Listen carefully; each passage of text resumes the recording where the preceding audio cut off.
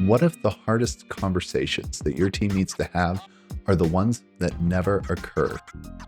In our last episode, we talked about 3 pillars of grief-resilient teams. Today, we're going to go deeper into the third pillar, which is creating psychological safety so that these conversations can actually happen. Psychological safety is the foundation that makes everything else possible. Without it, your organization Slack sits unused, your knowledge redundancy remains theoretical, and your capacity planning becomes nothing more than hopeful guesswork. When team members can't speak up about their struggles, you're not really leading a team. You're managing a collection of individuals who just happen to sit in the same room or be on the same Slack. Part of all of this is about helping a team really come together and level up so that they can support each other, which then massively increases their productivity and throughput. Let me tell you about a product manager I coached. Not using her real name, let's call her Sarah. She had a team member who seemed increasingly engaged over the course of multiple sprints. On the surface, this looked like missed deadlines, quality issues, they were withdrawn in stand-ups, they weren't getting their requirements together, they weren't, getting stuff into sprint planning, and it was having some follow-on impacts for the rest of the team. The hidden reality, the thing that this person wasn't willing to talk about, was that their father had been diagnosed with Alzheimer's, but she couldn't bring herself to share this with the team. And here's what makes this type of situation particularly challenging for leaders. This person was a brilliant engineer and one of the few women on a predominantly male team. But because of that, she already felt a lot of pressure to prove herself, to show that she could handle anything thrown at her. There's an unspoken bias in tech culture that women might be too emotional or not tough enough, that they're kind of risky, that you got to be careful about the projects that you assign to them, all of which is nonsense. But a lot of teams do struggle with this. A lot of leaders struggle with it, and a lot of people feel it. Even if they're told explicitly that's not what the culture is like, you still see it all over the place. And so admitting this vulnerability felt like career suicide. On top of all this, this engineer was already working twice as hard to earn the same respect as her male colleagues. So revealing that her personal life was affecting her work felt like confirming every stereotype that she spent years fighting against. By the time the truth emerged, the team had already accumulated some technical debt. People were already frustrated. They were already looking for reasons to blame. So instead of being able to kind of like head this off proactively and use it as an opportunity to draw the team together, some damage had already been done. The takeaway, though, is that this isn't just about one person struggling. This is about a system that made vulnerability dangerous, especially for those who already faced additional burdens. Before we can learn to solve this kind of problem, we need to understand what psychological safety actually is and why it's so hard to create in product environments. Amy Edmondson defines psychological safety as a shared belief that team members can express themselves, take interpersonal risks, and voice concerns without fear of negative consequences. Edmondson discovered this while studying medical errors. Teams that reported more mistakes actually had better patient outcomes because they were more willing to discuss and learn from problems. There's sort of a paradox here that the safest teams actually appear to have the most problems because they're actually the ones solving the problems before they become crises. Like, it kind of reminds me about a local study here in my hometown of Springfield, Missouri, related to crime. If you look at crime maps, Springfield has a tremendous amount of crime. And every once in a while, there'll be one of those polls of like the worst 10 cities to live in.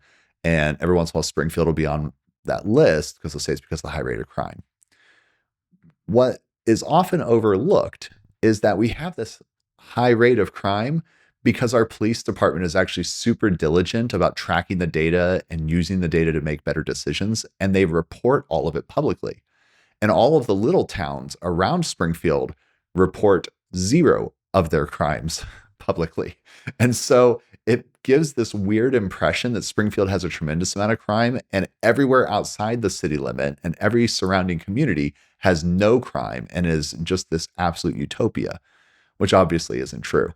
And so when you have teams that are more open about problems and challenges and vulnerabilities and things they're struggling with, it can sometimes look like uh, they've got more problems. And if they're not handling it in a healthy way, if it's just a lot of drama and whining and complaining and using these things as excuses to not do good work, then yeah, that's something you need to address. But going back to Edmondson's research, teams that share problems as a means to grow, to learn, to support one another end up having better outcomes. And that's not just true in healthcare, that's true in software development too. Google had a project called Project Aristotle, and they performed an analysis of 180 teams. And they found that psychological safety mattered more than individual talent, team composition, or resources in terms of producing the best outcomes. Like in terms of shipping and being successful as a software team, number one thing Google found, psychological safety. It's not actually what they expected. What they expected was that the best teams would have the smartest people. So you look at your HR system, you look at your talent development, you look at maybe salaries or years of experience, and you would expect the best teams would have the superstars, right? You get a team of 10 superstars together, they're going to be the best. What they found was that how teams worked together trumped who was on the team. Sort of highlights you can't actually hire your way to high performance. You can't just, bring people in. You have to build your way there. Timothy Clark's research found that there were 4 successive stages of kind of defining psychological safety. So this kind of helps you take the temperature of your team and see where you're at right now. The first one is inclusion safety. So just feeling accepted for who you are. In practice, this means that new team members feel welcomed and valued regardless of background or experience level. And I think this is kind of the easiest for us because it is sort of that first step before a challenge has arisen, before we've seen somebody. Including and inviting people in who you just met is something that we're kind of coached to do from kindergarten, right? It's the thing that we've got the most experience in. Of there's a blank slate, you don't know much about them. Welcome them in, help them to feel included. That's stage 1. Stage 2, according to Timothy Clark's research, is learner safety. So people feeling comfortable making mistakes while learning. And this is a critical shift from I need to know everything to I'm here to learn and grow. If you can get people kind of in that stance of I'm here to learn and grow. That's actually my number one job.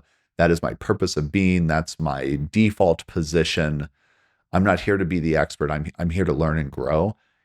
Not only are you creating more psychological safety, but you're helping your team be more successful. They will actually do better work if they have that stance of I'm here to learn and grow. Stage 3 is contributor safety, where they're empowered to participate meaningfully. So what this looks like is that team members actually contribute ideas and they take ownership without the fear of being shot down. And I've talked about this a little bit elsewhere related to Susan Whelan's research into group maturity levels and how a group or a team moves through 4 stages of kind of forming as a group. And contributor safety is where you've kind of gotten to that 3rd level. It's interesting how much of a parallel there is between her work and Timothy Clark's. You've gotten that 3rd level where people are contributing, they're coming up with new ideas, they're taking ownership. So you do have to have safety before you can get there. And much like Whelan's research found, you couldn't skip steps 1 and 2 to get to that step 3. Similarly, people have to feel safe and feel included. They have to feel like they're able to learn, and then they're able to contribute ideas, take ownership without fear of being shot down, which brings us to the 4th stage of psychological safety, which is challenger safety, the ability to question existing practices and propose improvements. Now, what's interesting here is that Timothy Clark's 4th progressive step, challenger safety, that ability to challenge something is the same as Susan Whelan's 2nd step. So she says a group starts off, everybody just getting along happy, nobody wants to rock the boat. And then step 2 is a rebellious step. And people are going to challenge and they're going to say, I think I know better. I've got a better idea than you as the leader. And then step 3, they start to come together and support each other. And then step 4 is where you start to anticipate other people's needs and out of that anticipation, do better work. That's how you get the most productivity. So here, challenger safety is stage 4, where people are the most safe. I suspect if I'm trying to hold both of these concepts at the same time, I don't necessarily know that means that you have to get to stage 4 of psychological safety before you can get to stage 2 of Susan Whelan's group maturity thing. I think challenger safety is, taking into account contributor safety, where you feel able to take ownership and to contribute ideas without the fear of being shot down. Challenger safety is, I can challenge the status quo, I can challenge leadership decisions, and I don't have to fear retaliation. So it's not just about feeling safe enough to challenge. It's about knowing that on the other side of that challenge is going to come learning and growth, whether the individual realizes that, maybe they were mistaken, or the organization is open to change. Either way, it's more of a positive. So it's not like Susan Whelan's stage 2 rebellion. It's more like, I can bring ideas that are different than what other people have had before, and that's okay.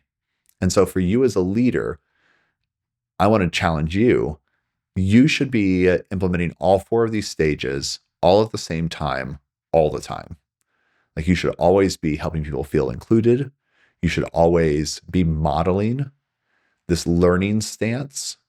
You should always be encouraging people to contribute ideas, to take ownership of them, accepting those without immediately shooting them down.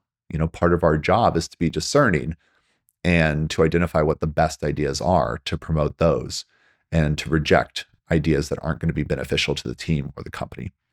And that's fine. We have to do that. But people should feel safe bringing things forward, and they should feel safe challenging your ideas. And you need to be okay with that. So understanding theory is one thing, but product teams face unique challenges that make psychological safety difficult to achieve. And some of these might be familiar to you. So before I get into the practical steps of how to actually bring those stages along and build psychological safety, let's identify a few of the challenges, make sure that we are all on the same page about what we might be dealing with. I think one of the biggest ones that I see is this fast-paced environment in tech. And that's a little bit about what that engineer was feeling in the earlier story. It's hard to take time off when you're grieving. It's hard to take time off when you've experienced loss, when you're having a caregiver kind of crisis, and you've got, maybe a parent who needs care or a child who's sick. Like, you need to do those things. You need to take care of them, but you also have deadlines looming and projects and team members relying on you. And we're supposed to move fast and break things, but how do you step away from that, right? Research shows that high-pressure, deadline-driven environments naturally erode psychological safety as teams prioritize speed over vulnerability. And especially when we're working in sprints, which I do recommend, but the nature of sprints means every 2 weeks bring new commitments. And there's an implicit pressure to have answers rather than questions. There's an implicit pressure to always be driving something forward and delivering. It makes it hard to step away. The second is technical culture barriers. So tech environments often reward having the answers, being the expert, being the smart person in the room, knowing the solution, fixing the bug, whatever it is. We reward having the answers over asking good questions. And this creates cultures where admitting uncertainty feels risky. Asking a question can feel like admitting a weakness. There's sort of an expert myth that's created in this type of culture. The belief that a good engineer or designer or product manager should know everything. And that then creates shame around the normal learning process. It's something that I encounter a lot in my coaching or in people that I've managed in the past, where they're kind of apologetic for having questions, or they feel some shame that they're not operating at the level I am. And it's heartbreaking. I've had a lot more years of experience. I've gone through a lot of things. We're not here to become a litmus test. As leaders, we shouldn't be setting a bar that says if you can't jump over, where I'm at, then you're a failure. We instead need to create a culture that's about growth and learning from where the person is. And again, going back to inclusion, that accepts where they are right now. And we set goals that we want them to grow towards. But them not having gotten there yet is natural. Like, that's what growth is. It takes a little bit of time to get there, but there's still that goal, that objective of growing towards. And so this sort of technical culture barrier, this expert myth that we all have to be experts, that we shouldn't have any questions, that we shouldn't need to learn something is another one of the big challenges. Cross-functional complexity, just the nature of our work. Research indicates that diverse teams need higher levels of psychological safety to perform effectively. And by diverse, I don't necessarily mean related to gender or religion or background. But if you've got a team of people who are doing a bunch of different things, maybe you've got front end and back end developers, data analysts, researchers, QA, designers, whatever. Even within a pure engineering team, I've managed engineering teams where every person was kind of specialized on what they were building. And if anybody needed to step away, it was hard for somebody else to come in and help them. And that meant that for the person who needed to step away, there was a lot of pressure on them. So the challenge where there's cross-functional complexity is that, it creates that pressure that makes it hard to step away because not everybody else understands. It also means that we're kind of speaking different languages. Engineers, designers, business stakeholders, when they're all using different terms, talking about different things, have different priorities and values, any sort of misunderstanding feels more personal. It makes it harder to navigate. And so often this leads to a mix of withdrawal, but also kind of an us versus them mentality. There's us, who understand our terminology and what we're saying and what our values are and how we work. And there's everybody else who's different. And that sort of us versus them makes creating psychological safety effectively impossible. The last one I want to highlight is incentive structure problems. And I see this literally everywhere. Performance reviews, bonuses, promotion criteria. These often tend to reward individual heroics over team collaboration. So there's like a recognition trap here. And this is sort of a theme. When being seen as the expert or the leader drives career advancement, then sharing uncertainty seems career limiting. If you're the person who's asking questions and admitting that you don't know something, our incentive structure tends to punish that effectively. Even if it's a subtle punishment, it's rewarding a different behavior, right? Like, that's kind of what incentives do. But if you reward, I'm going to say, overconfidence, because what we see again in teams that question, that learn together, that openly challenge, where it's safe to do those things, those perform better, right? So teams that don't do those things, they perform worse. Somebody who is super overconfident and always acts like the expert and always acts like they know the answer, 9 times out of 10, they're the person who I see get promoted. And they're also one of the worst performers. They're certainly the worst at building a team that functions well. They might be good on their own. They might be Jamie from Ted Lasso, who can always get the ball in the goal, and yet their team continually loses. And these barriers to psychological safety aren't just inconvenient, they're really expensive. Let's look at what psychological safety problems actually cost. The first statistic is one that I had in the last episode, but it bears repeating. Teams with high psychological safety have a 27% reduction in turnover, 76% more engagement, 50% more productivity, and a new one for you, 67% higher probability that workers will apply newly learned skills. So This is just mind blowing. But again, what the research shows as they get into this, particularly that huge study that Google did, if you have a psychologically unsafe environment and someone learns something new, only 33% of people will actually apply that newly learned skill. Why is this? Why would they not use something new that they learned? Well, going back to stage 4 of psychological safety, it's not safe to challenge. It's not safe to share a new idea or a new approach. There are also kind of fascinating things outside of our 8 to 5 work schedule. Research during the COVID-19 pandemic revealed that employees in psychologically safe environments experienced significantly better mental health outcomes and maintained higher performance during transitions. So there's a resilience factor here. When crisis hits, whether it's, a global pandemic or something localized to your team or the individual, when crisis hits, teams with psychological safety adapt faster because they're already practiced at honest communication. And the last of the hidden costs, which I mentioned earlier, is related to error detection and learning. So psychologically safe teams report a higher error rate, not because they're making more mistakes, but because they're willing to discuss and learn from them. So there's this paradox that teams that look like they have the most problems are often the ones preventing the biggest disasters. And those that never admit mistakes, that never learn, that never grow, that never open things up, that never do retrospectives, they're the ones who are hiding the problems that are going to end up blowing up spectacularly, usually in the not too distant future. So, how do we build psychological safety that actually works when people are struggling?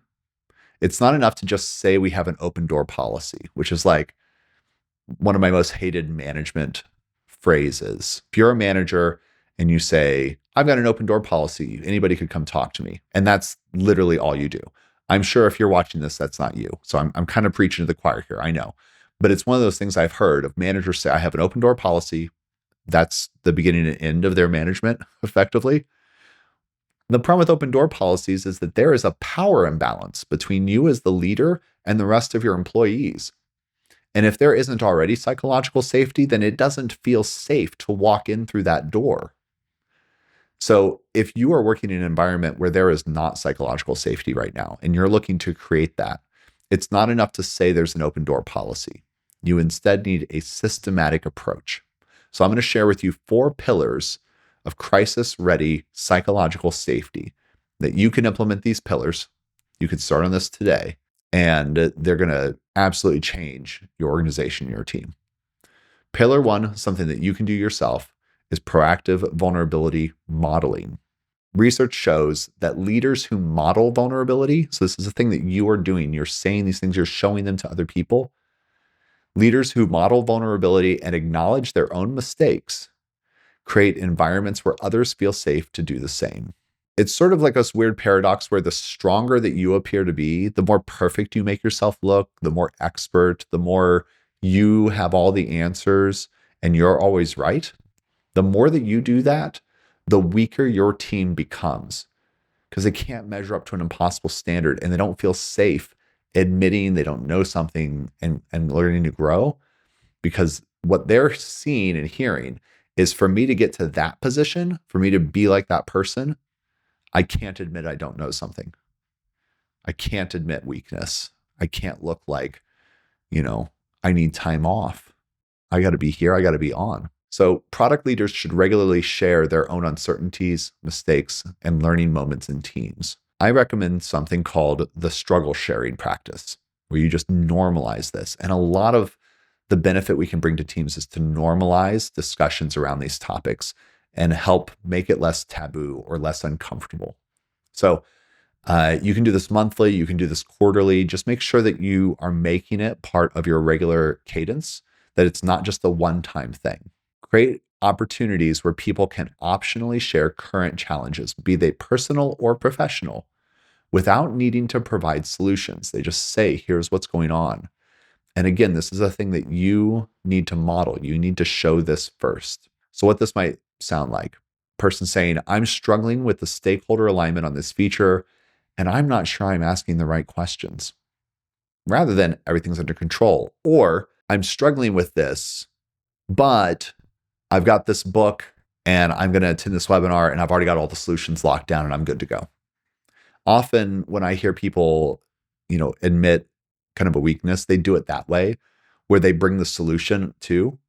When you're going to executive leadership and you're saying, here's a problem, you want to bring solutions, right? But when you're going to your team and you want to build psychological safety, you can't always be the answer person. You need to say, here's something I'm struggling with, and just put it out there. Showing that it's safe for you to do makes it safe for your team members to do it. And once it's safe for them to do it, then you can help them. But you can't help them if you don't know about the things they're struggling with. The second pillar is structured listening systems.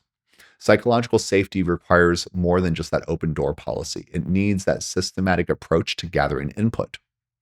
People need to know when and how they can share their concerns. Not just that they theoretically could, not just this is a safe place you can share them, but like you need to actually create a method and a means for sharing so that it's frictionless, so that it's not just implied, but it's explicit. There's a way to do this where you can get support and it means that it is safe.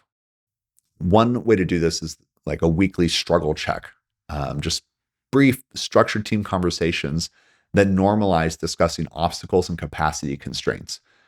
I have seen this also done with there's a variety of Slack plugins that facilitate this as part of an asynchronous stand-up where you have people, give like select a particular emoji that represents them, share something they're struggling with, type it in, and just put it out there in the channel.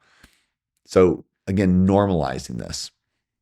There are some research-backed question frameworks related to this. Studies show that specific question types like, what's one thing that would make your job easier this week, generate more honest responses than just general check-ins. So if you're just like, how's it going? We're going to be like, oh, it's good. And that's the end of the conversation, right? I live in the Midwest. That's the response to everything, oh, how you doing? Oh, I'm fine. And that's the end. You move on. It's like saying hello. But if you give something that's a bit more specific, like what's one thing that would make your job easier this week? You've given something very specific, very time bound, and it's something you can follow up on also. Part of your job as the leader is to remove blockers to support your team.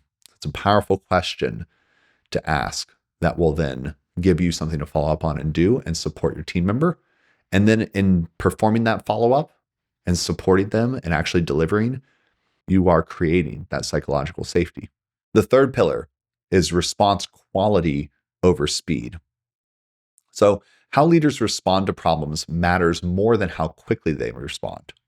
Productive responses are going to build long-term safety a whole lot better. So there's a good pause and process approach. When team members share difficulties, resist your immediate problem-solving mentality and instead focus on understanding and validation first. And this is something that I've struggled with a lot over the years. My wife can certainly attest. I'm the type that wants to jump in and solve problems. It took me a long time to learn to just listen for a while. And your team members need the same thing. Of when they're sharing something, don't immediately jump to the solution. And as product leaders, we should know that we should be practicing curiosity and asking questions, but we also tend to be empathetic. And so when someone shares with us a struggle, our immediate inclination is going to be, I want to help you. I want to take care of this for you. I want to solve this problem. Try to restrain yourself. Don't jump straight to that. Instead, pause and process. What this looks like is you might say, that sounds really difficult. Help me understand what that's been like for you. Don't just jump straight to here's what we should do. Get that understanding first. Build that emotional, relational connection. Because solutions aside, that connection is what creates psychological safety. Even if you never solve the problem, and there are so many problems that we can't solve, back to the earlier example of the woman whose father is struggling with Alzheimer's. I've had employees who have lost spouses, who are experiencing chronic pain, who are going through divorce. There's nothing I can do as their manager to solve these problems. But what I can do is listen to somebody and help them to feel heard and feel seen, It's like the top thing people report saying they want their managers to do.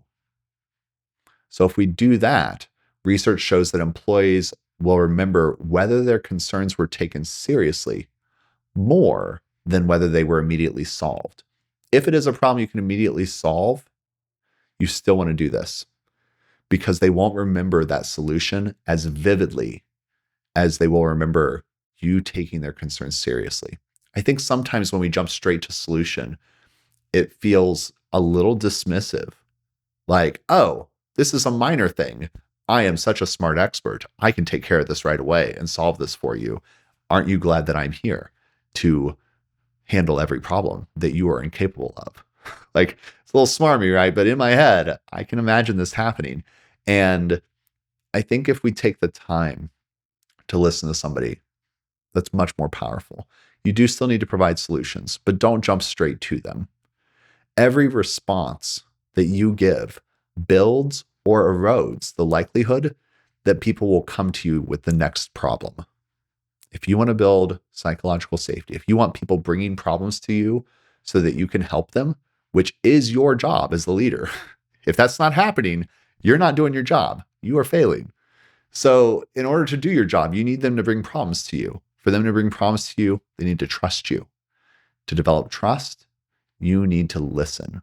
And so if you do that, focus on response quality over speed, you're going to get there. Pillar 4, systems that protect, not extract. I talk a lot about contractualism, and in contractualism, actions must be justifiable to reasonable people.